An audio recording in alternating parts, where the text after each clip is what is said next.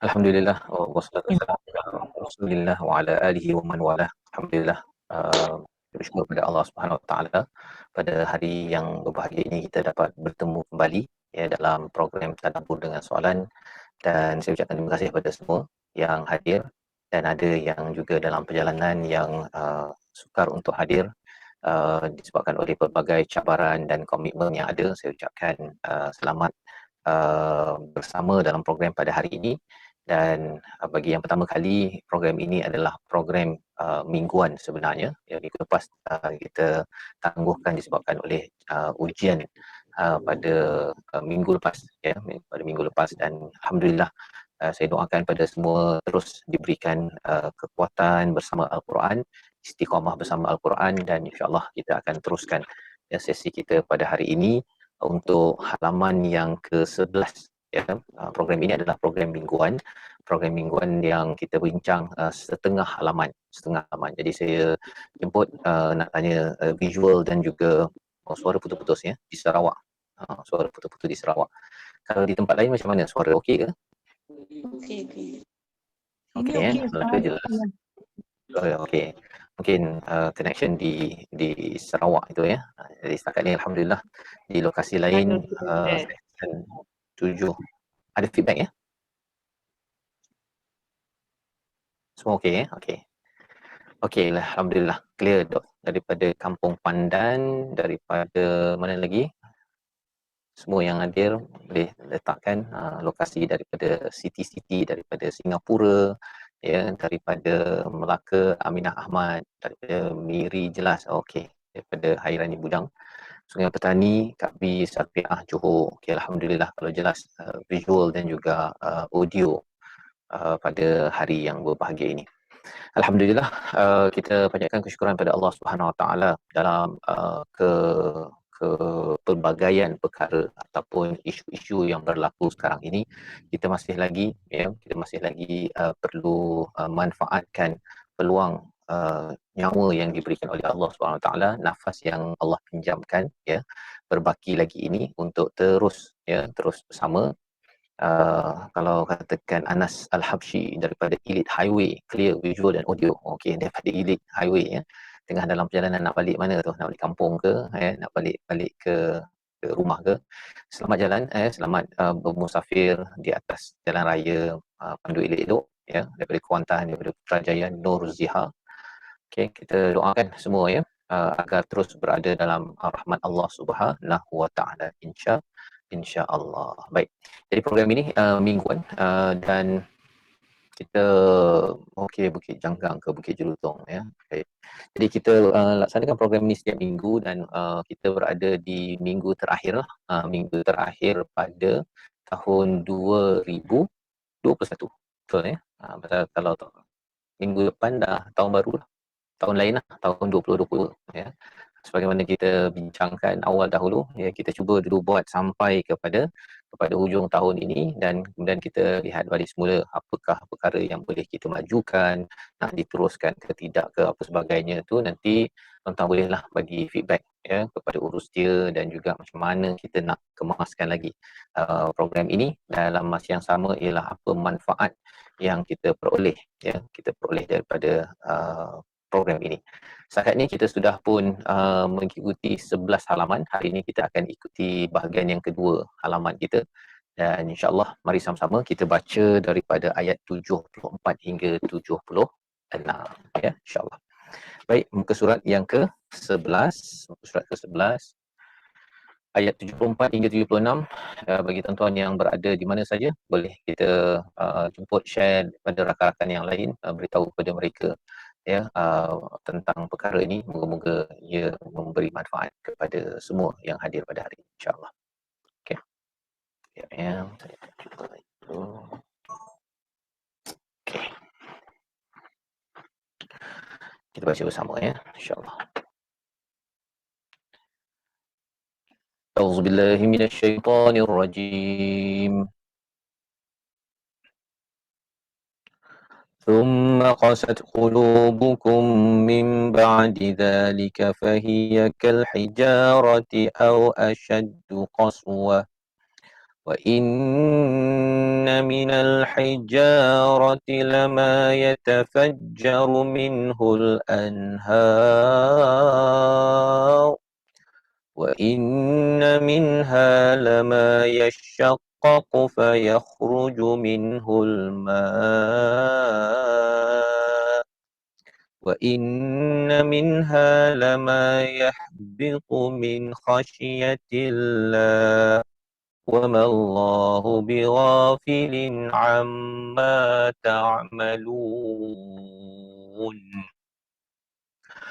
أفتطمعون أن يؤمنوا لكم وقد كان فريق منهم يسمعون كلام الله ثم يحرفونه من بعد ما عقلوه وهم يعلمون وإذا لقوا الذين آمنوا قالوا آمنا وإذا خلا بعضهم إلى بعض قالوا أتحدثونهم بما فتح الله عليكم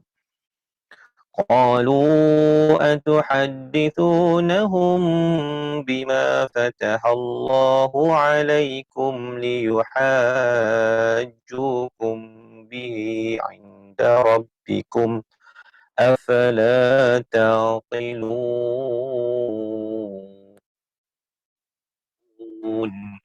صدق الله العظيم. Surah Nazim itu adalah daripada ayat yang ke-74 hingga ayat yang ke-76 daripada surah Al-Baqarah. Sebentar tadi ya, harapnya semua sudah pun dapat membaca ya. Kita perlahan-lahan kita akan tengok apakah kandungan daripada 4 ayat yang kita baca ya. Ayat yang ke-74, 75, 76, 74, 3 ayat ya. Bukan 4 ayat. Baik, alhamdulillah ya. Apakah yang ada dalam 3 ayat agak panjang ayat ini? Sambungan ya, kita review balik semula kepada minggu lepas ya. Minggu lepas apakah yang kita bincangkan, iaitu kita ataupun 2 minggu lepas ya, tentang kisah siapa pembunuh. Siapa pembunuh kepada individu pada zaman Bani Israel bersama zaman Nabi Musa alaihi salam. Maka cara nak menentukan pembunuh itu adalah dengan menyembelih seekor lembu betina, Baqarah, yang menjadi tajuk kepada surah ini ya. Dan ketika seruan itu dibuat, apakah yang berlaku ialah mereka bertanya ya, wahai Musa ya, apa dia punya jenisnya, apa dia punya umur dia lah, dia punya warna dia ya. Lepas tu dia orang masih lagi tak jelas, tanya lagi, yubayyilana mahi innal baqara tashabaha ya, adakah dia macam sama-sama, kami ni perlukan pencerahan ya.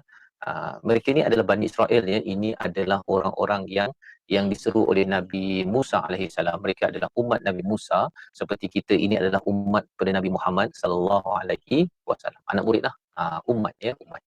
Maka bila kita tengok perkara ini, kita tahu bahawa mereka ini memang banyak songil ya, banyak songil. Tanya soalan itu bukan untuk buat kan, tetapi macam menyusah-nyusahkan perkara ini ya. Ini yang disampaikan pada ayat 71 itu ya. Bila dah dapat jawapan itu, al-an jita bil haq, dapat kebenaran, apa penerangan sebenarnya, maka sembelihlah. Wa ma kadu yaf'alun, dekat situ ada clue bahawa sebenarnya ini kita revise balik ya, minggu lepas. Wa ma kadu yaf'alun pada ayat 71 itu, iaitu hampir-hampir saja mereka tidak dapat melaksanakan perkara tersebut. Mengapa? Kerana susah kan. Susah. Soalan sebenarnya adalah untuk makin memudahkan, itu okey ya, tapi soalan yang makin menyusahkan untuk makin mengelak lagi daripada berbuat sesuatu, itu bukan ciri yang kita harapkan ya. Jadi ya, ini yang kita harapkan, kita tidak bersama okay, ambil sikap ini. Sikap ini adalah satu perkara yang tidak bagus ya, yang perlu kita ambil perhatian. Tetapi sudut lain bila kita melihat Nabi Musa itu ya, tetap sabar dalam berhadapan dengan kaumnya. Itu perkara yang boleh kita belajar juga lah ya, kita sebagai ibu bapa, sebagai pemimpin, sebagai guru, kita kena ambil yang itu. Kita bukan jenis orang yang cepat melenting. Ya, saya jugalah kan, kalau kadang-kadang anak saya bertanya ke, ataupun ada tim pasukan saya bertanya ke, kadang-kadang takkanlah tak tahu. Jangan kadang-kadang dia ada juga perasaan itu kan. Jadi Nabi Musa ya, ketika awalnya bila mereka itu mula bertanya, apakah kamu ini nak memperolok-olok kami, nak mempermain-main kami. Nabi Musa sendiri berdoa pada ayat yang ke-67 itu kan, qala a'udzu billahi an akuna minal jahilin. Ya, ini 2 minggu lepas, ayat 76 ya, ayat 76. Jadi aku berlindung daripada aku ni jadi orang yang jahil. Apa maksud orang jahil? Orang yang ikut perasaan. Bila kita ikut perasaan yang negatif, ikut perasaan yang positif tu okey, itu konsisten dengan akal kita. Tapi bila emosi itu negatif, kalau kita tengok dalam surah An-Naml itu pun ada cerita tentang kaum Lut. Ya, kaum Lut itu adalah tajhalun. Mereka itu tidak mengikut kepada ilmu yang sebenarnya. Mereka ikut kepada perasaan negatif mereka, ya. Di antaranya ialah lelaki dengan lelaki, ya, dari segi aktiviti yang tidak bermoral. Itu juga atas dasar tajhalun, ya. Jadi jahil ini kita kena faham, ianya bukan kerana tidak belajar sekolah, ya, bukan kerana dia ni tidak belajar master ataupun PhD ataupun tak ada degree, tetapi kerana ada ilmu, ya, tetapi ilmu itu tidak digunakan untuk mendekatkan diri kepada Allah Subhanahu Wa Taala. Itu juga tajhalul jahil, ya. Itu adalah antara maksud yang ada di dalam Al-Quran. Sehingga kan Allah kata bahawa kalau orang ini buat sesuatu dengan jahil, Allah boleh ampunkan, tapi kita kena betul-betul istighfar. Ketika kita istighfar, waktu itu kita tidak jahil. Waktu itu kita kenal kehebatan komitmen kita, kehambaan kita kepada Allah Subhanahu Wa Taala. Baik. Jadi pada minggu ini kita akan melihat kepada ayat yang ke-74, ya, ayat 74. Kita nak baca sekali lagi ayat 74, tapi kali ini kita minta kepada qari daripada peserta. Dah ada ke qari minggu ini? Kita nak tengok dia punya kita nak baca sekali lagi ayat 74 dan juga apakah terjemahan bagi ayat 74. Silakan. Okey. InsyaAllah Kak, saya baca. Ya, terima kasih. Silakan. A'udzu billahi minasyaitonir rajim. Bismillahirrahmanirrahim. Tsumma qasat qulubukum min ba'di dzalika fahiya kal hijarati aw ashaddu qaswah. Wa inna minal hijarati lama yatafajjaru minhul anhar. فإن منها لما يشقق فيخرج منه الماء وإن منها لما يهبط من خشية الله وما الله بغافل عما تعملون. صدق الله العظيم. Sadaqallahu azim. Dia punya terjemahan, ada yang terjemahannya? Baca terjemahannya sekali Ya, silakan. Kemudian setelah itu hatimu menjadi keras sehingga hatimu seperti batu. Bahkan lebih keras lagi. Padahal dari batu-batu itu pasti ada sungai-sungai yang airnya mencari daripada memancar daripadanya. Ada pula yang terbelah lalu keluarlah mata air darinya. Dan ada pula yang meluncur jatuh kerana takut pada Allah. Dan Allah tidaklah lengah terhadap apa yang kamu kerjakan. Maha benarlah kata-kata Allah yang maha tinggi. Baik. Itu adalah daripada, terima kasih Hajjah, daripada bacaan ayat 74 sebentar tadi.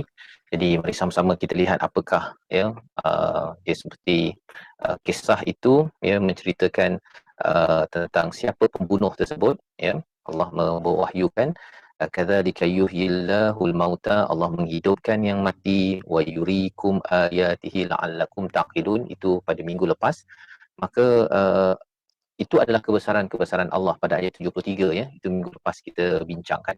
Dan agar kita memikirkannya, sentiasa menggunakan akal kita. Taqilun ini ya, 2 minggu lepas kita bincang agar kamu menggunakan akal, agar kamu menggunakan akal mengelakkan diri daripada terjatuh ya, daripada perkara-perkara yang tidak betul, ya. Itu yang kita lihat di dalam ayat 73 pada 2 minggu lepas.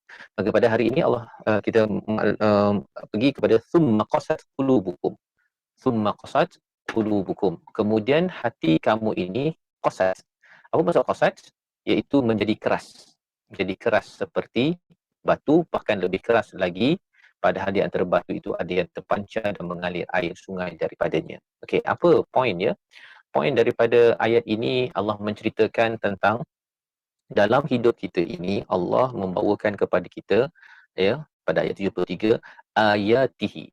Ayatihi. Apa maksud ayatihi? Iaitu kebesaran-kebesaran Allah, sehingga kan kita menjadi orang yang kagum ya. Kalau Allah menyatakan pada ayat 73 ini, la'allakum taqilun, kita gunakan akal kita, kita mengelakkan diri kita daripada terjerumus, terjatuh kepada lembah tidak baik. Peranan akal ya, Allah suruh kita gunakan jadi waras. La'allakum taqilun ni agar kamu ni jadi fikir betul-betul lah, lebih kurang gitu ya, agar kamu rasional dalam menentukan keputusan dalam kehidupan.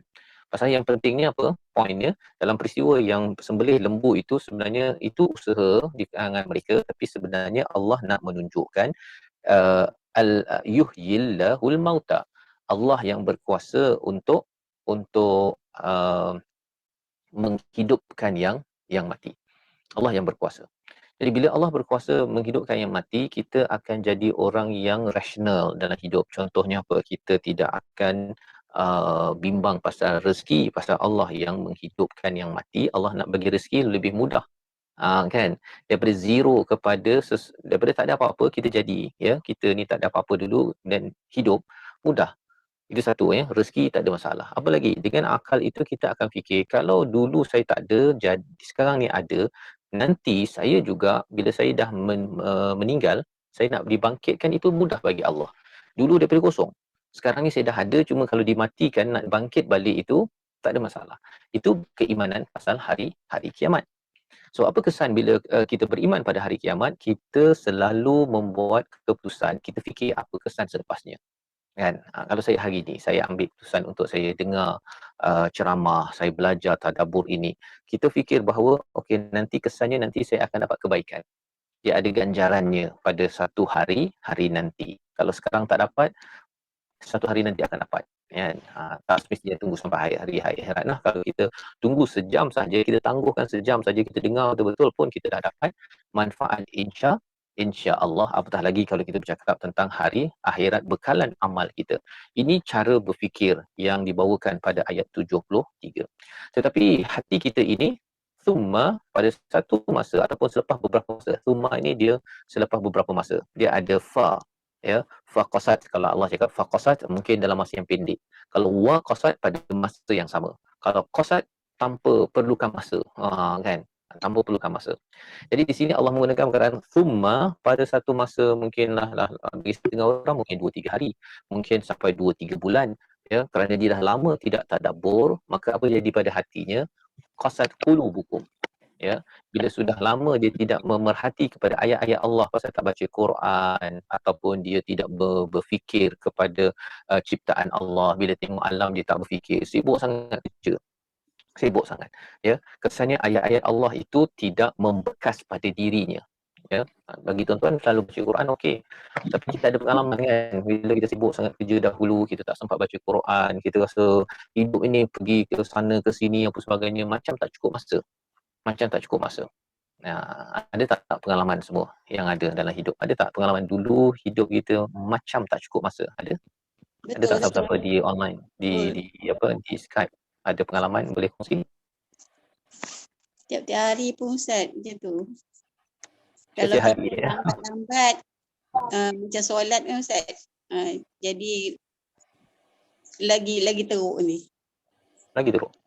Tak payah kita cakap pasal waktu kita dulu-dulu muda-muda ke, waktu remaja ke kan. Kita cakap tentang hidup kita sekarang pun, ya, bila kita tak jaga solat kita sahaja, tak jaga Quran kita saja, dah mulalah tu. Kan? Dia masa untuk Allah ini dia mesti dia tak panjang 5 minit kan baca Quran. Ya, kalau ini mungkin panjang sikit jadi sejam. Ya, tetapi bila kita susun betul-betul perkara tersebut, segalanya teratur. Ya, segalanya teratur. Kalau kita guna logik kita, mengapa pula kalau solat teratur pula, tapi kalau saya susun kerja saya semua, akhirnya makin tunggang langgang. Logik kita mungkin tak dapat nak capture perkara ini pasal kita pun tak nampak alam yang kita tak nampak. Alamul ghaib. Ya, tetapi kita beriman kepada perkara ghaib, alladzina yu'minuna bil ghaib. Ya, ada formula lain, ya. Barakah adalah sesuatu yang beyond daripada apa yang melangkau daripada apa yang biasa kita faham. Yang kita ada 24 jam, tapi bila kita susun di sekitar solat hidup kita, di sekitar baca Quran, kita ambil peluang untuk tolong orang, ya, amalan-amalan takwa, Allah tambahkan lagi barakah, Allah tambahkan lagi jalan keluar dalam hidup kita, ya. Jadi itu adalah perkara yang tuan-tuan puan-puan semua ada pengalaman, ya, ada pengalaman. Tapi kalau katakan kita dah ada pengalaman itu, biasa kan kita dah pernah belajar Quran, kemudian kita sibuk, ya, banyaklah urusan datang dalam hidup ini, dia summa qasat qulubukum, kemudian hati jadi keras, ya. Min ba'di dzalik, ya, daripada selepas itu, fahiya kal hijarah, seperti batu. Hijarah ini seperti batu, ya, hajar aswad kan, batu yang hitam. Hijarah itu maksudnya seketul batu. Jadi Allah berikan perumpamaan ini kepada qulub, kepada hati kita. Jadi kita nak memahami hati kita pada hari ini. Hati kita boleh jadi keras. Hati kita boleh jadi keras. Pengalaman tadi, keras itu bukan semestinya kena tunggu sampai 2-3 tahun. Ya, dia boleh jadi 2-3 bulan, 2-3 minggu tidak pergi majlis ilmu, tidak mendengar Quran, tidak hayati Al-Quran, tidak apa lagi, solat sebentar tadi dia mula tunggang langgang. Dia solat tapi dia off daripada masa dia, maka dia akan jadi mula keras seperti batu, au asyaddu qaswah,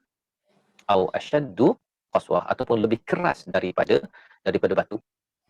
Ya, Allah berikan perumpamaan di sini seperti batu, tidak seperti besi, ya.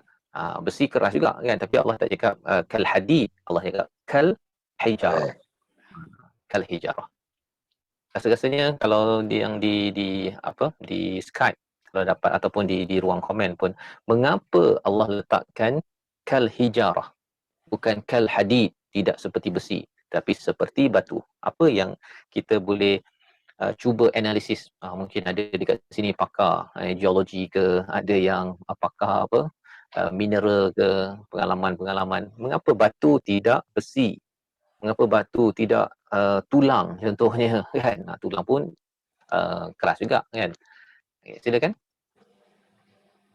siapa yang nak berkongsi, siapa nak cuba? Kita mula memproses, ini namanya berinteraksi dengan Al-Quran kan. Kita cuba tengok, Allah cakap batu, apa pasal pula kan. Siapa nak cuba? Batu Ustaz, dia walaupun dititis setitik dengan air, dia berkesan Ustaz. Okey, batu kalau dititis dengan air, dia akan terkesan sikit-sikit. Okey, itu poin yang bagus. Poin yang bagus. Kita nanti nak cuba relatekan dengan ayat ini. Tapi Kalau kalau besi, besi, walaupun benda keras pun, dia jadi rosak Ustaz. okey. Dia kalau air kena besi, terutama air laut, jadi karat. Kan? Jadi karat. Tapi kalau kena dekat batu, dia akhirnya membekas. Itu dah menarik lah tu. Ya. Faris pernah dia cakap kat sini, batu kat mana-mana boleh jumpa. Ya. Itu satu perkara. Ya. Kemudian Puan Nur Shirin Mansur, kalau macam besi tak mungkin dapat 3 perumpamaan. Ada 3 perkara yang selepas ini kita akan jumpa kan.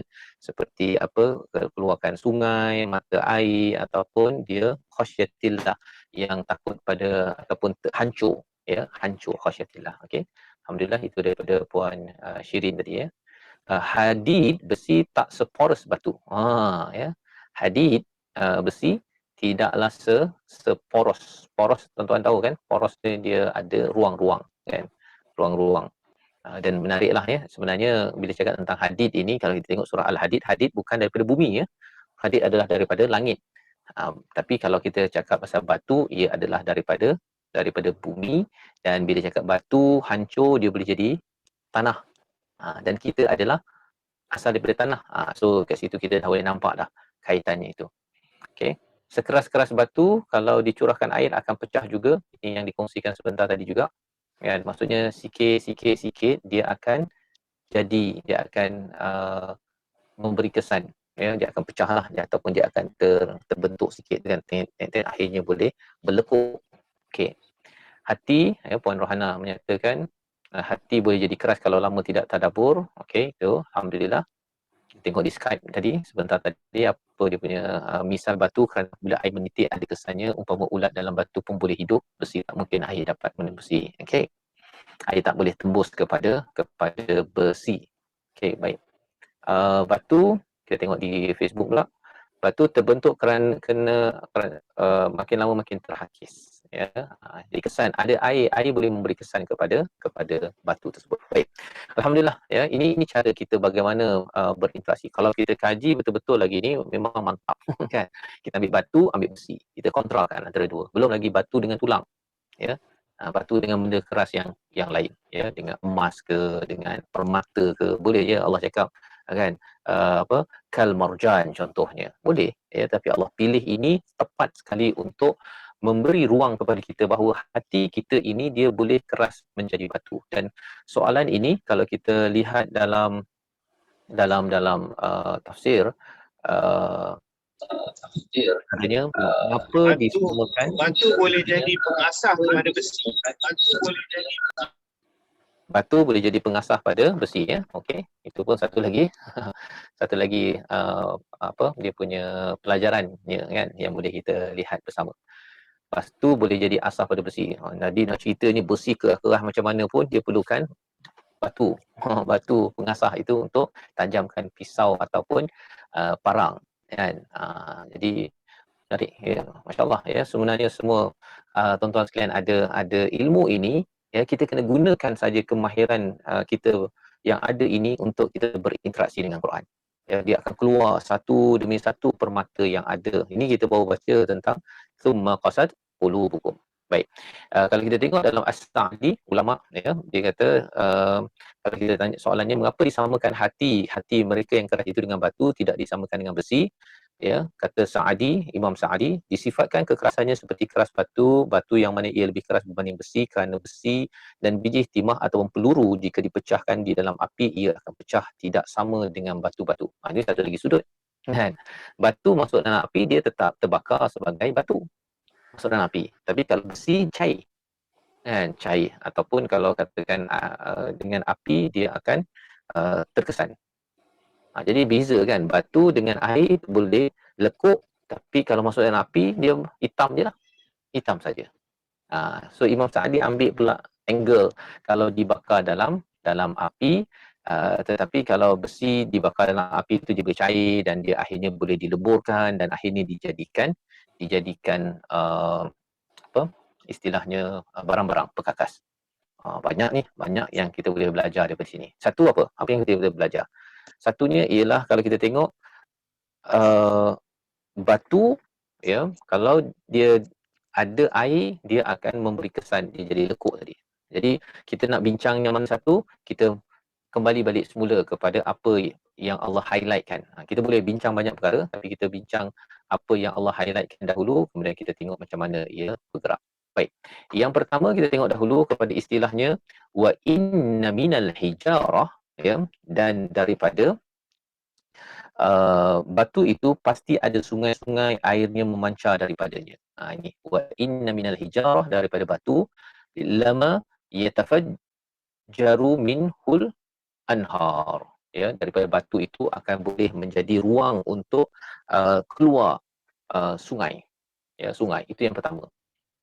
Yang pertama, ya. Maksudnya kalau tadilah yang kita cakap kan, air bila masuk tu dia akhirnya boleh menjadi, dia akan keluar menjadi sungai. Ya, kerana apa? Kerana ianya sudah ditempa ataupun terkesan. Ya. Ustaz, Yang itu kedua ialah misalnya wa inna minha, dan sebahagian itu lama yashaqqaqu fayakhruju minhul ma. Ya, apabila di uh, dipancarkan, ada yang terbelah lalu keluarlah mata air daripadanya. Mak ni air, ya. Tadi sungai, satu lagi adalah air, satu lagi apa? Wa inna minha, sebahagian daripada hati itu, lama yahbitu min khasyatillah. Ya, iaitu sebahagian daripada uh, meluncur jatuh kerana takut kepada Allah Subhanahu Wa Taala. Besi, okey, kita ambil dulu yang pertama. Yang pertama, kalau kita tukar jadi besi, ya. Besi, adakah dia boleh mengeluarkan sungai? Tak boleh. Kan? Sungai, mana ada sungai daripada besi? Tapi sungai yang daripada batu-batu yang ada, dia jadi ruang untuk dia mengalir. Macam sekarang ni lah kan, kita tengok kepentingan sungai amat penting. Ya, kalau sungai ini uh, kurang dalam, contohnya kurang dalam, ya, disebabkan sampah, disebabkan oleh kalau kita tak korek lebih dalam lagi, akhirnya sungai tidak menjadi takungan yang baik untuk menampung air yang banyak daripada hujan, akhirnya menyebabkan limpahan dan banjir. Jadi sungai ini peranannya amat penting, dan sungai ini adalah daripada batu-batu, kan, batu-batu, dan kita tengok dia akan pergi ke sana, pergi ke sini, ya. Lama yatafajjaru minhul anhar, iaitu akan keluar daripadanya adalah sungai. Dan penting kita faham tentang keluar itu pasal apa? Pasal air adalah air, ya, kalau air hujan ke apa ke, bila dia mengalir itu dia pergi ke sana, pergi ke sini. Penting tak sungai, tuan-tuan? Mengapa sungai penting dalam hidup kita sekarang ni, lagi penting? Mengapa? Siapa yang boleh kongsi? Apa maksud, apa kepentingan sungai sekarang ini? Siapa boleh berkongsi?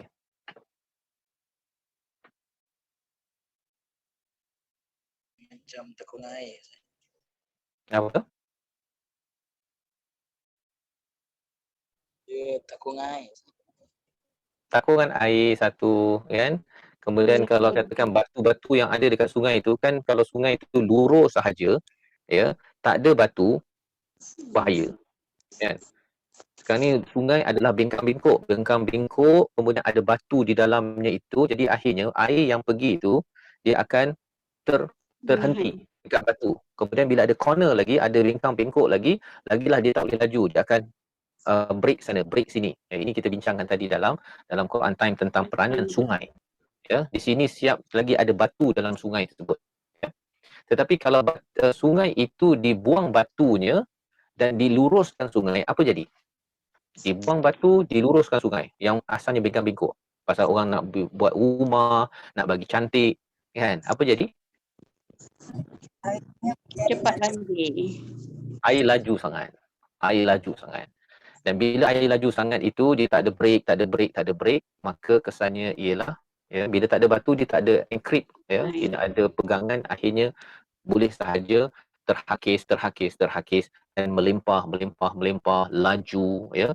Dan ini kesan apabila sungai, ya, yang original, ya, yang bengkang-bengkok dan ada batu itu sebenarnya berperanan. Dia ada fungsi, ada manfaat kepada manusia, dan bila manusia cuba untuk mengubahnya, bersedia untuk menanggung dia punya kesan daripada perkara tersebut, ya. Jadi perkara pertama ialah kita nampak tadi macam hati boleh jadi keras. Betul, hati boleh jadi keras. Tetapi hati jadi keras itu kalau ianya dia dialurkan kepada tempatnya, dia mempunyai fungsi. Fungsinya apa? Dia boleh menjadi sumber sungai. Ya, dia akan keluar sungai daripadanya. Jadi maksud keluar sungai ni apa? Apa yang tuan faham tentang keluar sungai ni? Ini perumpamaan, ya. Apa maksud keluar sungai? Apa manfaat sungai? Kita dapat menampung air. So, kalau kita jadi sungai, apa jadi? Kita ni hati keras ni, tapi lepas tu jadi sungai. Apa maksudnya?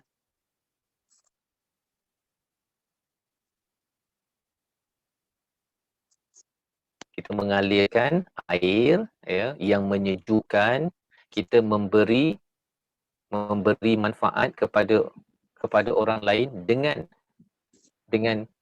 apa? Dengan ciri kita yang asalnya batu tapi akhirnya dia menjadi perlindungan kepada suatu ekosistem kehidupan manusia. Jadi awalnya itu hijarah itu dia macam tak berfungsi, memang keras, ya, macam batu kot tak ada manfaat, tapi rupanya bila dia digabungkan dengan air tadi itu, dia akhirnya menjadi manfaat. Dia menjadi manfaat. Ya, dia kalau batu saja tak ada manfaat pun, kan? Tapi batu bila gabung dengan air tadi jadi sungai, maka itulah yang memberi manfaat. Jadi kalau kita rasa macam hati kita ini dah jadi keras, terus kita cari air, ya, maka ia akan, dan air perumpamaan ini di dalam Al-Quran adalah merujuk pada apa? Merujuk pada apa? Siapa tahu? Air dalam Al-Quran merujuk pada apa biasanya? Air daripada langit, satu lagi perkara yang turun daripada langit ialah Rahmat. rahmat. Satu lagi apa yang kita sedang belajar sekarang ni? Quran. Ya. Setiap kali kita jumpa perkataan air dalam Al-Quran itu, kita kena perhatikan ia datang daripada langit, maka Quran datang daripada langit, dia adalah satu parallel dalam hidup kita yang kita kena tahu. Okey, sebenarnya air daripada langit bila bersama dengan batu akhirnya jadi sungai. Kan? Bila hati kita ni macam keras sedikit, tapi bila air turun, ya, dia akan jadi sungai yang mengalirkan air yang memberi manfaat.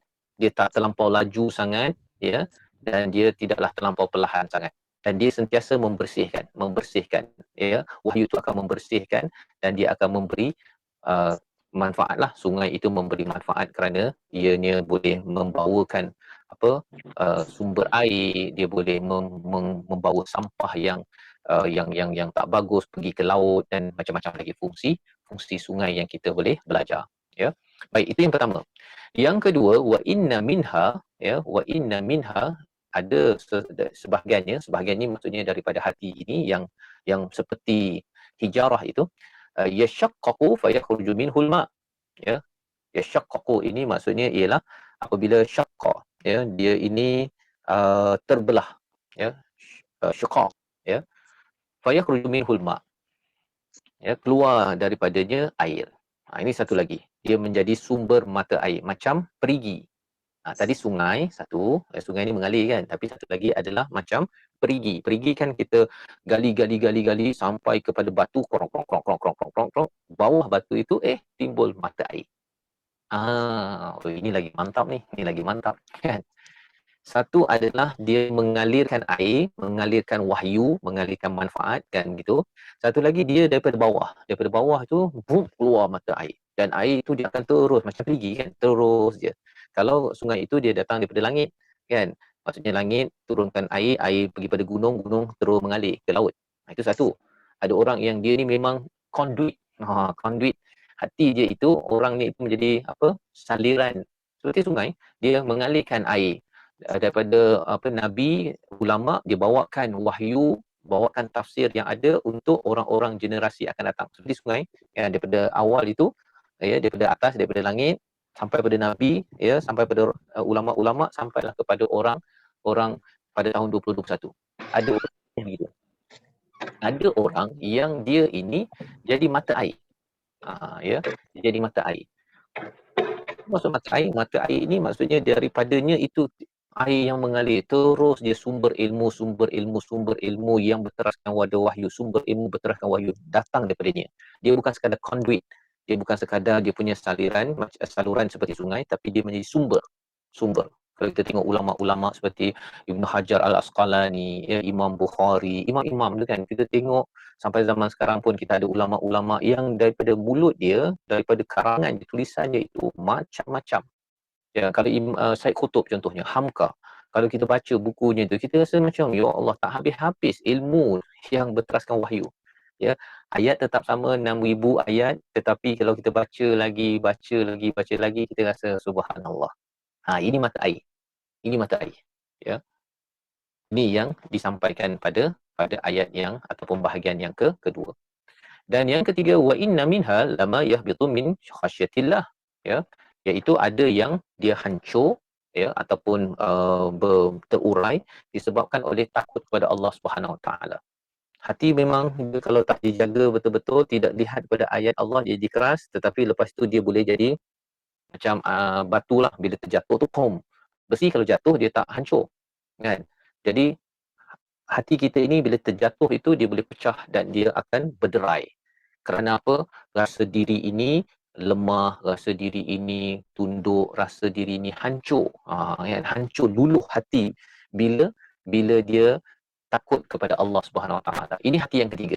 Dia tidak mengalirkan ilmu. Dia tidak menjadi sumber kepada wahyu, kan? Ilmu yang berteraskan wahyu. Tetapi cukup dia menjadi hati yang berderai. Hati berderai. Hati berderai ini apa manfaatnya? Ada manfaat tuan-tuan. Hati berderai. Ada ke? Hati berderai. Hati berderai. Hati jatuh. Kan? Ada manfaat ke? Yang satu sungai, jelas manfaat. Sumber mata air macam perigi ataupun oasis dekat tengah padang pasir, confirm nak dapat manfaat. Semua orang boleh ambil air. Tak putus-putus daripada Syed Qutub, daripada Hamka, daripada ulama-ulama, daripada orang dahulu kan. Okey.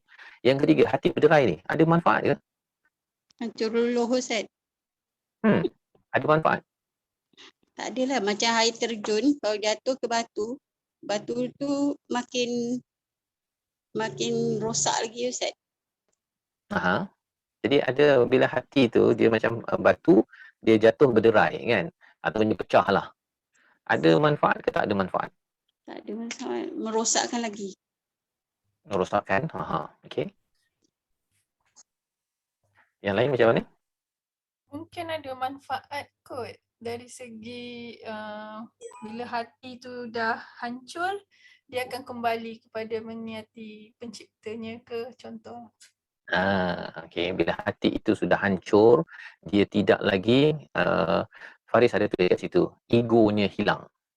Ya. Egonya hilang. Awal ni kan keras. Keras ini maksudnya sombong. Kan? Sombong. Kan kalau kita cakap pada orang, Assalamualaikum warahmatullahi, apa khabar? Tak nak jawab. Kan sombong. Kan? Kalau saya nak kongsi sikit tazkirah, tak payahlah tazkirah dengan saya tadabbur tak payahlah, sibuk saya hari Ahad pula tu, sejam pula tu. Kan, itu hati lembut ke keras? Keras kan. Tapi keras yang pertama tadi tu akhirnya dia boleh jadi sungai. Kan, keras yang kedua akhirnya boleh jadi sumber mata air. Syaratnya dia mesti gabung dengan air ya tuan-tuan ya. Kalau kita tuan nombor sana kan, nombor 1 nombor 2 mesti gabung dengan air. Kalau tak gabung dengan air, no way. No way. Okey. Tapi yang ketiga ialah dia terjatuh sahaja dan akhirnya berderai. Dia berderai. Maksudnya dia ini tak ada kaitan dengan air sangat pun. Tetapi dia adalah hati yang dikenakan ujian, dikenakan pelbagai cabaran dan akhirnya dia berderai. Ya, sekarang ni ada orang yang dia tak pernah dengar tadabbur. Dia tak pernah baca Quran contohnya. Tetapi bila kena ujian, akhirnya hatinya berderai, ya Allah, saya memang yakin engkau lah yang maha berkuasa, ya Allah. Begitu kan. Engkau lah yang maha berkuasa. Bila berderai hati itu sudah menjadi hati yang luluh, ya, yang rasa kontang. Itu sebabnya perkataannya apa? Istilahnya khasyiatillah. Khasyiatillah.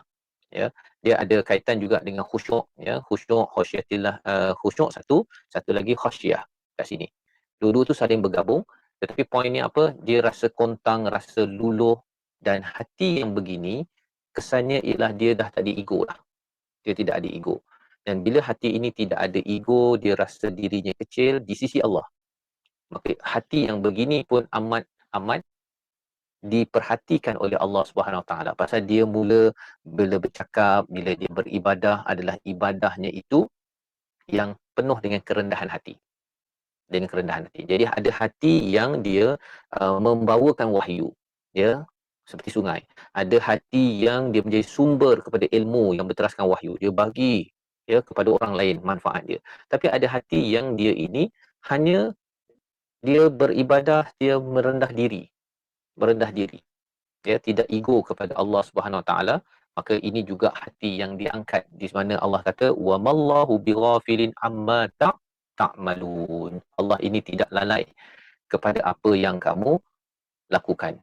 ya, apa yang kamu amalkan. Apa maksudnya?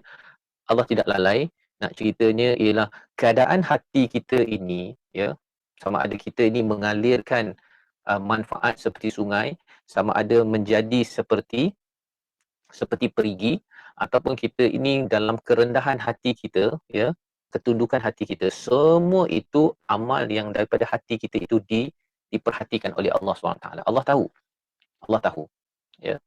Jadi sebenarnya bila Allah tahu ini, nak ceritanya ialah ayat Allah ini adalah untuk menundukkan hati kita, untuk kalau nombor 3. Nombor 1 itu untuk kita beritahu pada seluruh dunia, Allah ni hebat, kan? Ataupun nombor 2 itu kita menjadi sumber untuk orang makin kenal kepada Allah, sehingga kan nombor 1, nombor 2 itu orang dapat manfaat. Orang dapat manfaat. Nombor 3 ada manfaat? Ada. Pasal bila dunia ini penuh dengan orang-orang yang khasyatillah, orang yang tunduk kepada Allah, maka sebenarnya Allah akan memberi rahmat kepada kawasan tersebut. Kan? Orang yang khasyatillah. Sebabnya kalau kita tengok, innama yakhshallah min ibadihil ulama. Orang yang paling takut kepada Allah adalah di kalangan orang yang berilmu, orang ulama. Ya, ulama yang ada ilmu dan dia boleh menghargai kebesaran Allah Subhanahu Wa Taala. Jadi ini adalah bagaimana hati kita, ya, hati kita. Dan nanti kalau kita tengok dalam surah Al-Hadid, kita akan jumpa perkataan tentang qasad ini sekali lagi, ya. Mengapa hati boleh jadi keras? Kerana dia mungkin nak mengumpulkan dunia, tidak mengutamakan akhirat, dan dia amat-amat suka shopping, kan ada, ya, istilahnya dia suka sangat berbeli-belah, mengutamakan shopping ke ataupun consumerism, sehingga kan dia terlupa kepada mengingati Allah Subhanahu Wa Taala. Shopping okey, tapi jangan terlampau.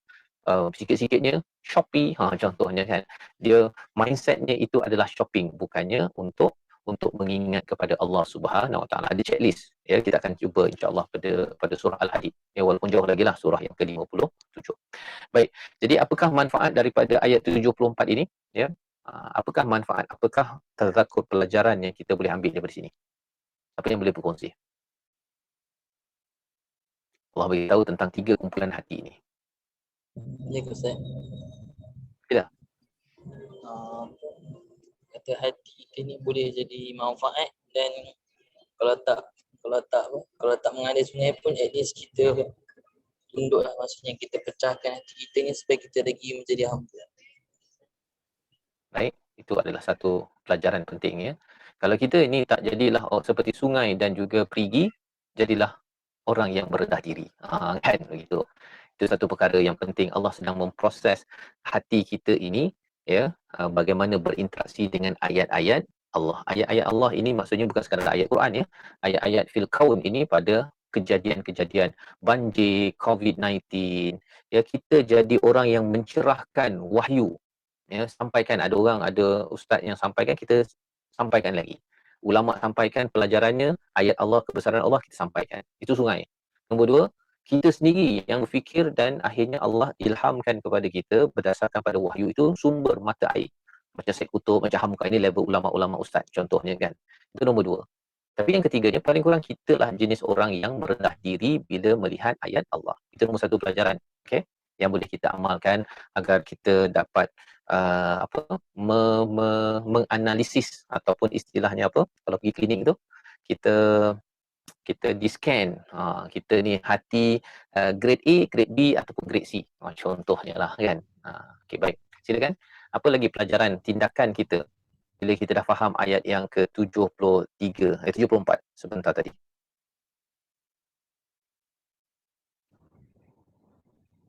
Yang lain silakan, di ruang Facebook boleh kita kongsikan apakah pelajaran bila kita dah mula tahu tentang ayat 74.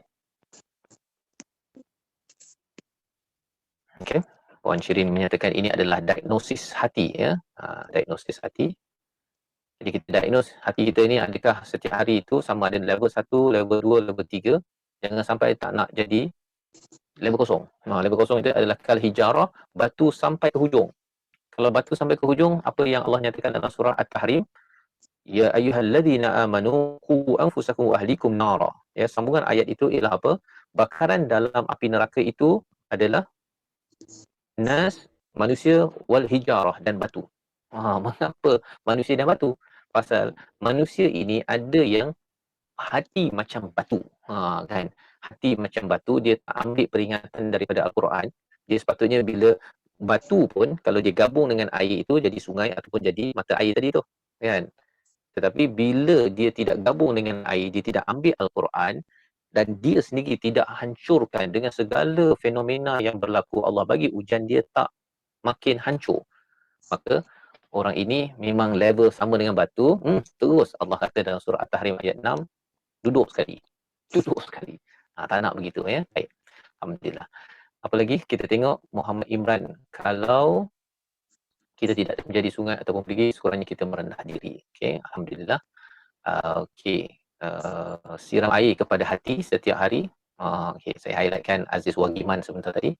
Seperti batu yang keras, air boleh menjadikan batu menjadi lembut. Hati kita tuan-tuan, kalau kita siram dengan Quran pada setiap minggu, pada setiap hari, ya, tuan-tuan boleh ikut My Quran Time ke, majlis Quran dekat TFT ke, dekat mana-mana saja. Hati itu kita rasa, alamak, ini degil betul lah. Kan?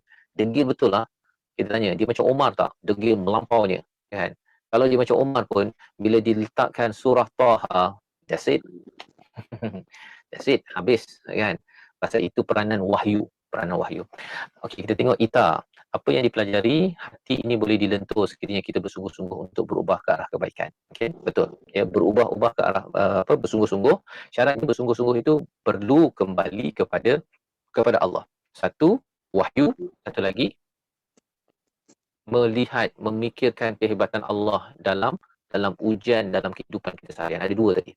Ya, sama ada wahyu, air tadi, ataupun kalau kita fikir, kita duduk kan, kena banjir, kita kena COVID-19, kita kena macam-macam itu, semua itu juga ayat daripada Allah SWT. Ya. Satu ayat fil qaul, daripada kitab, daripada Al-Quran. Satu lagi fil kaun, daripada kejadian-kejadian yang Allah beri itu. Itu juga ayat. Pada zaman Nabi Musa ada 9 ayat. 9. Ya. 9 ayat itu, satu ayatnya ya, tongkat lah. Tongkat itu famous lah kan. Kemudian ayatnya lagi apa? Tangan jadi putih. Putih yang bukan sakit ni, putih yang mantap ya, yang hebat. Apa lagi? Allah bagi ada katak. Kan. Ada sungai jadi darah. Kan, ada kumal, ada jadi grasshopper, belalang. Itu semua adalah ayat-ayat Allah. Ada 9. Ya. Jadi bila kita tahu 9 ya, maksudnya yang jenis Quran ini, jadi kalau level Quran inilah macam tongkatnya lah. Tongkat pasal waktu itu sihir ini memang hebat kan. Tetapi yang ujian yang sungai jadi darah ke apa sebagainya itu adalah juga fenomena-fenomena yang berlaku dan semua itu adalah nak menunjukkan kebesaran. Ya, ayat ini kalau kita nak terjemahkan bahasa Melayunya mungkinlah petunjuk kebesaran Allah Subhanahu Wa Taala. Jadi ada yang fil qaul pada perkataan yang kita baca dalam Al-Quran, ada yang dia berlaku dalam hidup. Fil kaun, pada ciptaan Allah Subhanahu Wa Taala. Asalnya daripada Quran juga Allah dah cakap kan. Allah ada berikan banjir zaman Nabi Nuh, itu ayat Allah. Kan? Jadi sekarang ni banjirnya tak adalah zaman Nabi Nuh. Kalau kita zaman Nabi Nuh habis hancur tuan. Hancur kita tak ada. Tapi itu ayat Allah. Ayat daripada Allah SWT. Baik, apa lagi kita belajar? Satu ayat ni banyak kita belajar kan. Ya. Dan ini diagnosis hati ni penting. Hati, ayat-ayat Allah dan fenomena sekeliling saling berkait. Ya. Ayat Quran dan fenomena di sekeliling saling berkait. Kita mesti sharp untuk mengaitkan perkara tersebut. Ya, jangan kita rasa macam alah ini tak ada kaitan kot. Ya. Ataupun saya baca ni benda ni 1400 tahun yang lepas, tak berlaku sekarang. Sebenarnya ini sedang berlaku. Allah tengah diagnose hati kita. Hati kita ni jenis sungai ke, jenis perigi ke, ataupun jenis yang mudah hancur. Kan? Mudah hancur di depan Allah, okey tuan-tuan. Jangan mudah hancur depan manusia. Depan manusia ni tak boleh lah. Ya, saya ni tak layak lah. Ya, saya tak boleh lah. Itu depan manusia kan. Tapi depan Allah, ya Allah aku ni tak layak. Ya, tapi aku minta daripada engkau ya Allah untuk kuatkan hati ini. Pasal aku tak naklah dekat dunia ini tidak layak, sampai ke akhirat pun tak layak juga masuk syurga mendapat rahmat daripada Mu'ad. Yang itu. Depan Allah, munajat kita dengan Allah, mengadu depan Allah, is okay. Pasal bila kita mengadu depan Allah, makin jadi orang yang merendah diri, maka itu namanya hamba. Maka Allah akan angkat seorang hamba. Maksudnya macam Nabi.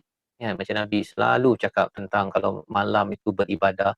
Aisyah bertanya kepada Nabi Muhammad, mengapa kamu beribadah, kamu dah diampunkan dosa? Salahkah aku menjadi hamba, abdan syakura, ya, hamba yang bersyukur. Jadi makin menjadi hamba depan Allah, okey.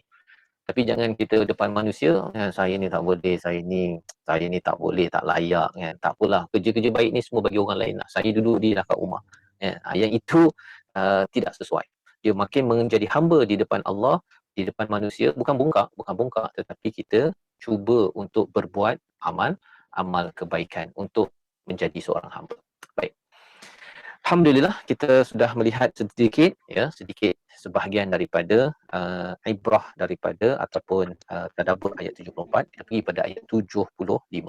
Ya, kita minta siapa yang boleh baca. Okey. A'udzubillahi minasyaitonirrajim.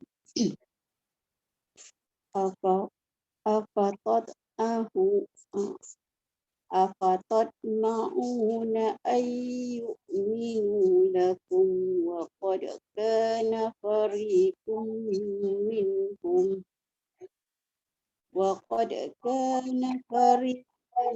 منهم يسمعون كلام الله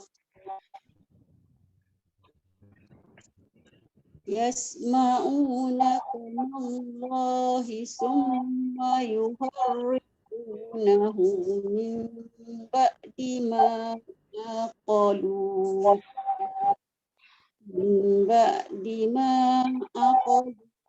وهم يعلمون. صدق الله العظيم. Okey, sadaqallahul azim. Itu bacaan daripada ayat 75, ya.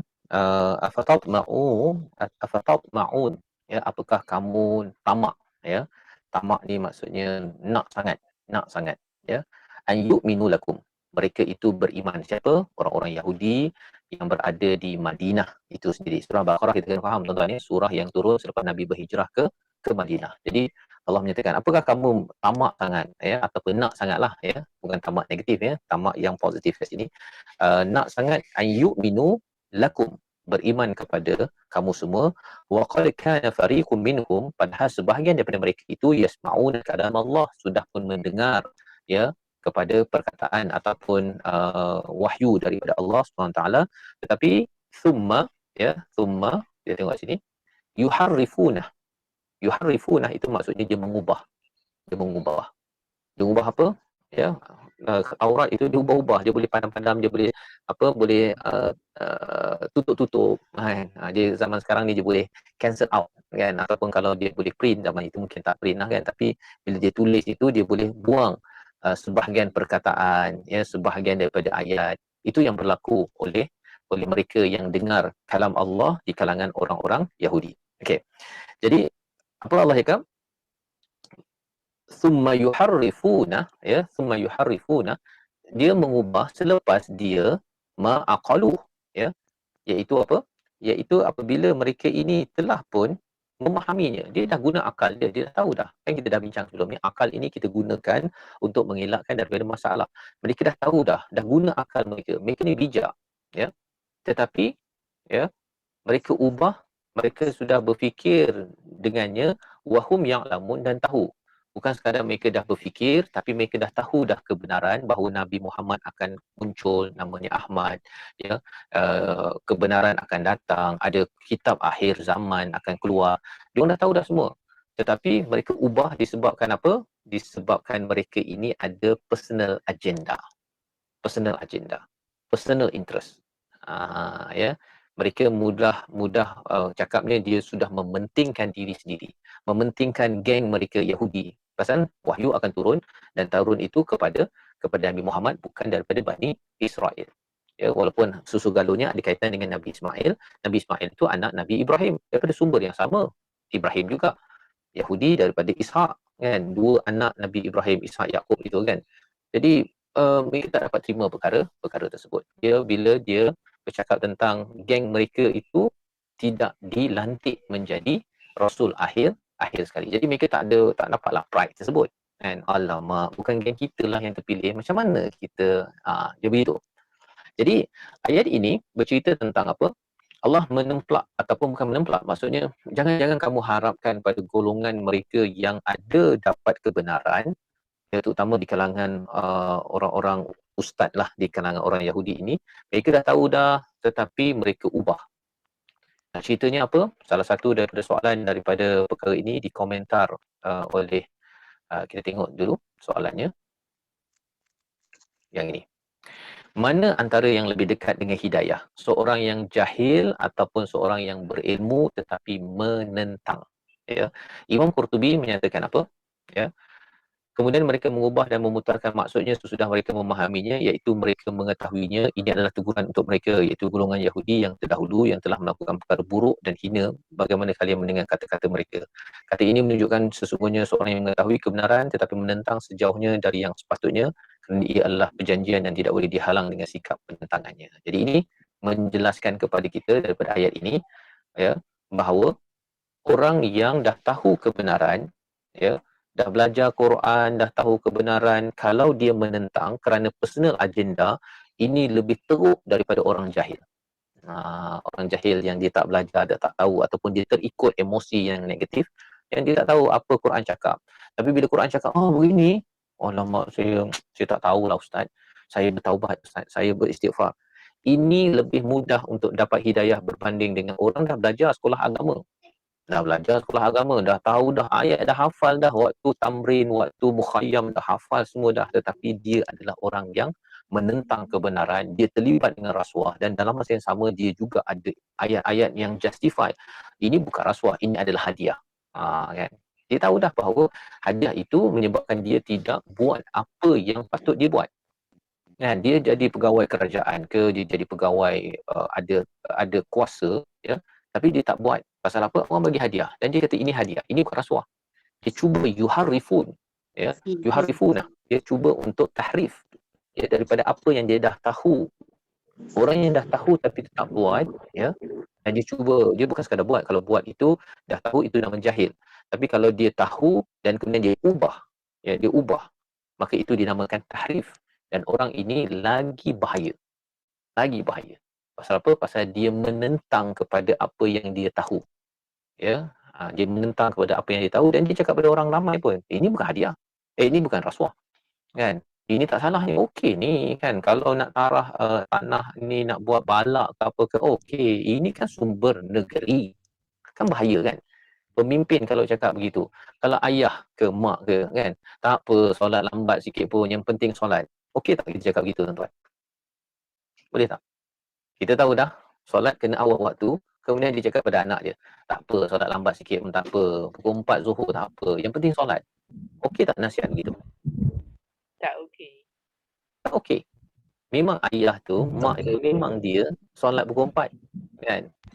Dia memang solat pukul 4 pasal lambat ke, lewat ke, kerja ke, meeting ke. Tapi mak anak dia tanya, mak sembahyang pukul 4 selalu lepas meeting tu, okey ke mak? Mak cakap, sebenarnya dalam Quran memang suruh awal waktu, tapi tak apa, lewat sikit pun tak apa. Yang penting solat. Okey, tuan-tuan? Tak okey, kan? Tak okey. Dia kena asingkan. Kita tahu kebenaran, jangan ubah kebenaran itu. Kita tak buat, ya, kita ada dosa, kita tersilap, kita mengaku je lah. Sebenarnya tak boleh nak, kan? Mak ni je yang tak berdisiplin. Memang dah belajar sejak sekolah menengah lagi, dah tahu dah, kan? Li salawatihim yuhafizun dalam surah Al-Mu'minun. Memang mak dah belajar, tapi mak ni jahil. Kan? Jahil? Bukan mak dah tahu dah. Jahil itu ialah orang yang ada ilmu tapi masih ikut perasaannya lagi yang negatif. Itu jahil. Ya. Tapi kita mohonlah mak, kamu dah cakap gini, mak pun rasa bersalah lah ni. Kita sama-sama lah. Kita minta ampun pada Allah. Lepas ni, tolong doakan mak ada kekuatan nak cakap pada bos-bos. Berhentilah meeting tu. Kita solatlah dulu.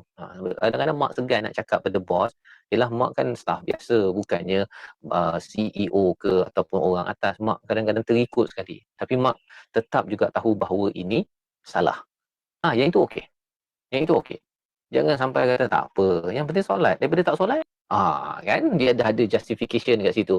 Padahal dia sedang mengubah kebenaran. Sehingga kan anak dia pun cakap, kalau macam tu tak apalah mak ya. Kalau saya belajar pukul 4, saya baru solat Zuhur, okey mak ya.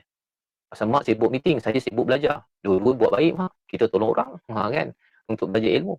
Tak apa kalau macam tu, tak apa. Dia jangan kamu buat maksiat dia sampai buat solat berempat. So di situ dah mula mengubah apa yang ada di dalam Al-Quran, itu amat bahaya. Ya. Puan kita cakap apa, semasa di office dulu ramai yang solat gabung Ustaz.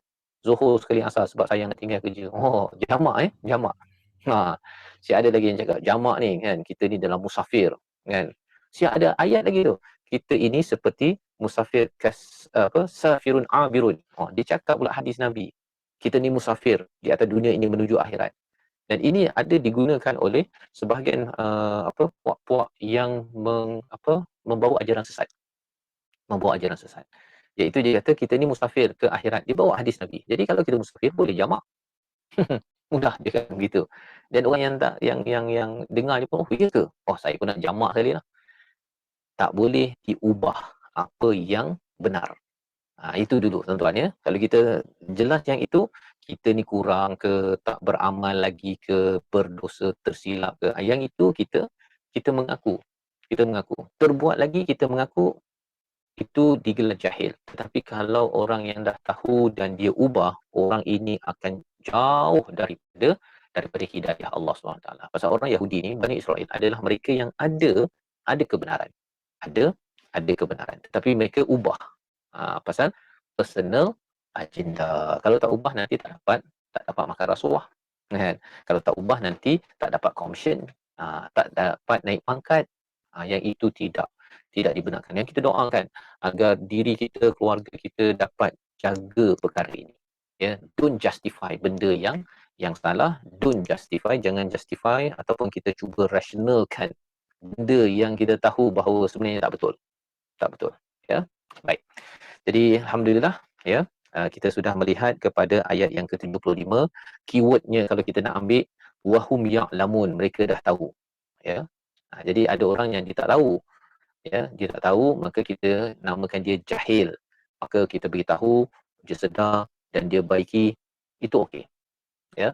Ini orang yang dah tahu ni. Kita kalau dah belajar ni dah tahu, tapi kemudian kita bila datang realiti, kita ubah. Yang itu tak boleh. Tak boleh. Kita kena beritahu bahawa solat lewat adalah salah. Kita beritahu. Bos sebenarnya tak boleh lah bos kita solat lewat. Ya. Awak ni banyak pula, sejak bila pula awak jadi ustaz pula ni. Kan. Apapun kita pun diam. Kita masih lagi dalam meeting tu rasa ya Allah macam nak meletup pasal sembahyang lewat. Okey. Kan? Masih sembahyang lewat, tetapi kita dalam hati itu tidak menerima kelewatan solat. Ya, tidak boleh menerima kalau ada keputusan-keputusan yang berteraskan pecah amanah ataupun rasuah. Kita tak nak kan. Dan kalau boleh kita kuat lagi, kita beritahu ataupun bos kalau macam ni bos, daripada saya ambil gaji tinggi tapi rasuah berleluasa dalam organisasi ini, biar saya berhentilah. Itu tengoklah martabat iman kita kan. Ada yang dalam hadis Nabi marra'a munkaran, ya, marra'a minhum munkaran, dia boleh ubah dengan kuasa dia, dengan lidah dia ataupun dengan hatinya. Hati tu lemah lah. Yang dia duduk dalam tempat kerja tu, saya tak suka tapi nak buat macam mana, kan, itu lemah sekali lah. Tapi kalau yang ada ni, dia gunakan kuasanya sampai dia kata, tak apalah bos, kalau macam ni caranya saya lebih sanggup berhenti daripada saya dapat gaji tinggi tapi tak berkat. Lepas tu letak surat 24 jam ke, sebulan ke, ya, pasal apa? Kalau ia tidak berubah. Itu memerlukan keimanan, dan makin kita baca Al-Quran ini, kekuatan-kekuatan iman itu Allah akan beri kepada kita. Insya-Allah. Baik. Kita pergi pada ayat yang terakhir. Silakan siapa yang boleh baca? Ayat yang ke-76. Silakan Puan Jun. Ya. Boleh dengar? Ya, boleh. Boleh. Dengar ya? Okey, insya-Allah. A'udzubillahi minasyaitonirrajim. Bismillahirrahmanirrahim. Wa idza laqul ladzina amanu qalu amanna wa idza khala ba'duhum ila ba'd qalu atuhaddithunahum bima fatahallahu 'alaikum liyuhajjukum bihi 'inda rabbikum afala ta'qilun. Dan apabila mereka berjumpa dengan orang-orang yang beriman, mereka berkata, kami telah beriman. Tetapi apabila kembali kepada sesamanya, mereka bertanya, adakah akan kamu menceritakan kepada mereka apa yang telah diterangkan Allah kepadamu sehingga mereka dapat menyanggah kamu di hadapan Tuhanmu? Tidakkah kamu mengerti? Sadaqallahul Azim. Baik, surah Al-Azim itu ayat yang ke-76 ya. Yang 75 tadi tu mereka dah dengar, dia ubah. Tapi bila dia tengok kepada ada orang lain, dia dah ubah. Dia tengok ada orang lain, dia kata apa? Ya. Bila dia jumpa kepada wa idza laqul ladzina amanu, ya. Apabila mereka berjumpa dengan orang beriman, mereka berkata kami telah beriman. Beriman tu maksudnya dia ikutlah peraturan of the book, ya. Tetapi bila dia jumpa sesama mereka, dia akan cakap apa? Adakah kamu menceritakan kepada mereka apa yang telah diterangkan Allah? Dia jumpa sesama Yahudi tu, dia cakap, kau cakap benda yang betul ke ataupun yang kita dah ubah tadi? Dia orang pun takut. Dia orang pun takut. Pasal apa? Kebenaran ini tidak dapat disembunyikan, tuan-tuan. Dia padam-padam ke apa ke, tapi sebenarnya Quran menceritakan ataupun ada orang yang dah belajar kebenaran itu. Ialah katakanlah yang kita belajar Quran ini, semua orang dah berjuta-juta orang belajar Quran, kemudian kita kata sebenarnya solat itu lambat pun tak apa, yang penting solat. Ya. Jadi kalau kita tanya pada orang itu, kau cakap ke yang aku cakap tadi tu? Kan? Nanti kalau kau cakap yang asli, yang benar, habislah aku. Habislah kita. Kan? Susahlah kita nak cari makan. Contohnya kan, pasal apa? Pasal ada orang yang dia masih lagi berpegang kepada originality yang asli. Ini psikologi dalam kebenaran, tuan-tuan ya. Kebenaran ini dia memang satu jalan ya, siratal ladzina an'amta alaihim. Tapi jalan yang bingkang-bingkuk ini, jalan yang tak betul ini, dia banyak jalan. Versi A, versi B, versi C, kan. Itu sebabnya ajaran-ajaran sesat ni banyak, kan. Banyak. Dia ada versi yang tapi kadang-kadang sebenarnya recycle. Pasal apa? Pasal in the end pun ialah dia mesti juga berasaskan kepada nilai agama. Baik. Jadi di sini modus operandi bagi orang yang dah dengar kebenaran, ya, dah dengar kebenaran ini, bila satu dia pedam, satu rasa selamatlah kan. Tapi orang lain ada yang masih lagi bercakap kebenaran tersebut. Masih lagi. Jadi bila dia masih lagi, dia akan cakap, dia berjumpa sesama mereka, dia kata atuhaddithunahum, apakah kamu menyatakan bima fatahallahu alaikum. Yang ni ya, ayat ni. Atuhaddithunahum bima fatahallahu alaikum, ya. Liyuhajjukum, yang menyebabkan mereka boleh berhujah dengan kamu di sisi Allah Subhanahu Wa Taala. Maksudnya mereka boleh cakap dekat depan Allah, tak adalah. Sebenarnya mereka yang sebenarnya ubah-ubah, menyatakan bahawa tidak perlu beriman kepada Nabi Muhammad sallallahu alaihi wasallam. Ideanya ya, asbabun nuzul perkara ini, mereka tahu Nabi Rasul itu akan lahir, ya. Tetapi mereka ubah agar jangan orang beriman kepada Nabi. Beriman kepada siapa? Beriman kepada orang Yahudi yang dah ubah-ubah tadi tu. Kalau tidak, habislah pengaruh mereka. Habis pengaruh mereka pasal mereka ni ada dapat rasuah, mereka ni dapat projek yang tak halal. Ini apa? Ini mata pencarian mereka, pengaruh mereka, pangkat mereka dekat Madinah. Lepas ini, semua orang ikut Nabi Muhammad, habislah kami punya pangkat. Habislah kami punya komisen yang apa, yang riba apa sebagainya itu, habislah projek kami nak bayar guna duit apa? Ada personal agenda. Jadi ini adakah berlaku zaman sekarang? Zaman sekarang ada ke fenomena ayat 76? Ada berlaku? Banyak sekali Ustaz. Banyak ya. Macam mana tu? Contoh? Contoh perumahan. Perumahan. Itu hebat Ustaz. Yelah buat rumah dekat dengan bandar. Lepas tu tak tengok sungai tu dekat dengan kawasan perumahan kan. Lepas tu kalau yang di bukit, di Tarah, banyaklah keburukan pasal perumahan Ustaz. Betul. Ya, jadi sebenarnya dia kena, istilahnya kalau sekolah menengah tu, bila orang ada pelajar-pelajar yang bully tu, dia akan dia nak buat masalah ke, dia ada cover line. Cover line, ya. Dia check line-line semua tu agar dia punya kesilapan itu tidak terbongkar. Maka inilah dia punya cover line ni tadi tu. Engkau cakap yang betul, engkau tak beritahu sebenarnya kita tengah buat satu projek untuk untuk memastikan kita masih lagi boleh bully orang lain. Orang Yahudi ni bully orang lain dengan apa? Dengan cakap kau beriman pada kami, kau jangan beriman pada Rasul tu. Rasul tu tak ada dalam kitab ni pun, kan? Kau beriman pada kita je, kita yang betul. Kan? Jadi bila dalam kehidupan ini, bila ada kebenaran nak bina rumah, kan, tadi dikongsikan oleh Puan Zahra sebentar tadi, dia punya sistem pengaliran dia, lokasi dia, kan, kemudian apa lagi, sepatutnya kena tinggikan tempat tersebut, tapi tak apalah nak jimat kos, kan, tak payah tinggikan. Semua perkara-perkara tersebut, dia bukan sekadar dia boleh buat keputusan seorang.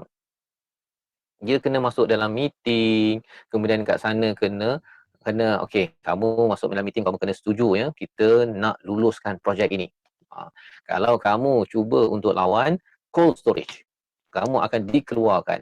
Asyik nak tegur orang saja, engkau letak dekat Sarawak contohnya, kan, kalau dia dekat. Ini adalah standard, ya. Orang-orang yang cuba menegur itu, dia akan diletakkan ke tepi pasal orang-orang ini nak melaksanakan agendanya. Jangan sampai ada orang yang boleh berhujah dan akhirnya planning kita untuk bully ataupun menipu orang-orang ini tidak berjaya. Allah hujungkan di akhir tu, afala ta'qilun, kau tak fikir betul ke, kan? Kau lebih kurang, kalau orang yang afala ta'qilun ini, kamu tak berakal ke? Istilah lainnya, kau gila ke buat begini? Kau berani nak tipu Allah. Ini Allah nyatakan. Allah nyatakan agar bila kita baca begini tuan-tuan, ya, kita tahu bahawa makin kita ingin beriman kepada Allah ini, kita bukan sekadar kita baca Quran dan membuat keputusan untuk personal kita sahaja. Kita memikirkan impak kepada masyarakat, impak kepada negeri, kepada keluarga, kepada negara. Lagi impak itu, ya, kalau kita ada tugas sebagai engineer ke doktor ke sebagai penjawat awam, pentadbir ke, di sebalik segala keputusan kita itu, dia melibatkan kesan 10, 20, 30 tahun akan datang, melibatkan nyawa orang. Cuba tuan-tuan bayangkanlah, ya, tempat yang tak sepatutnya buat perumahan, diletak perumahan berderet-deret, kan, dan sistem pengalirannya, lokasinya, kemudian balaknya ditebang, kan. Boleh ke tebang ni? Tak apalah, nak buat macam mana, dia nak tebang. Contohnya, kan. Ini pressure daripada orang atas, terpaksalah saya luluskan. Dia tak boleh lulus, kan, berdasarkan ilmu, tetapi disebabkan apa? Disebabkan kerana ini tempat saya makan gaji, tempat makan apa? Cari sesuap nasi. Kan? Rupanya sesuap nasi itu khawatir ianya tidak halal. Ya. Malah apatah lagi kalau dia melibatkan nyawa, kan? Melibatkan nyawa. Dengan keputusan yang kita buat itu, lulus projek, maka selepas itu banjir berlaku, ada orang yang meninggal, nak jawab macam mana? Kan? Jadi ini adalah pelajaran halaman yang ke-11, ya, bagaimana zaman dahulu, ya, hati ada 3 ini, Allah cakap, hati itu juga sama sekarang ni. Kalau dia jadi sumber mata air ataupun sumber sungai ataupun jenis yang merendah diri, dia tidak jadi seperti orang Yahudi yang sombong, sanggup untuk tipu, untuk justify, untuk meneruskan pangkat, untuk meneruskan kekayaan tanpa cara yang halal. Cara halal okey, kan, nak meniaga, ya, gunakan saluran yang betul tak ada masalah, tapi tak nak guna cara yang tak halal, dan lepas tu cover line pula tu. Dia bina kumpulan dia, dan ini yang kita minta Allah jauhkan. Jadi insya-Allah ini sebagai penutup, ya, bagi tahun 2021. Terima kasih kepada semua. Apakah program ini diteruskan pada tahun 2022, macam mana perancangannya, timing dan sebagainya, nanti saya akan bincangkan dengan urus setia. Ya, setakat ini kita kira penutuplah ni. Pada hari ini saya ucapkan terima kasih kepada sokongan semua, dan teruskan belajar. Program ini diteruskan ataupun tidak diteruskan, ubah masa ke, yang penting kita terus bersama Al-Quran. Qauli hadza wa astaghfirullahi wa lakum. Kita tutup dengan tasbih kafarah dan surah Wal Asr. Subhanakallah wa bihamdika asyhadu an la ilaha illa anta. Teruskan Ustaz. Nanti kita bincang, ya. Nanti. Jangan ni boleh sampai ke mana-mana Ustaz. Teruskan. Baik. Qauli hadza wa astaghfirullahi wa lakum. Assalamualaikum warahmatullahi wabarakatuh. Kalau siapa yang ada boleh memberi respon tentang program ini, apa manfaat dan apa cadangan 2022, boleh tak tolong emailkan pada email saya, fazrul.ismail@gmail.com. Saya letak dekat ruang tu, fazrul.ismail@gmail.com. hantarkan lagi saya dapat apa manfaat dan juga cadangan pembaikan bagaimana pelaksanaan 2022. Saya akan compilekan, saya bagi pada urus setia dan selepas itu kita akan umumkan baliklah apakah keputusan bagi tahun 2022. Ya, jadi untuk 2021 moga-moga Allah terima amal kita semua. Assalamualaikum Terima kasih Ustaz. warahmatullahi Assalamualaikum. wabarakatuh. Terima kasih Ustaz. Jazakallah. Okay. Assalamualaikum. Siapa nak makan lagi? Terima kasih Ustaz. Assalamualaikum. Oh, siapa nak makan tu semua tu? Terima kasih Ustaz. Assalamualaikum. Terima kasih Ustaz. Assalamualaikum.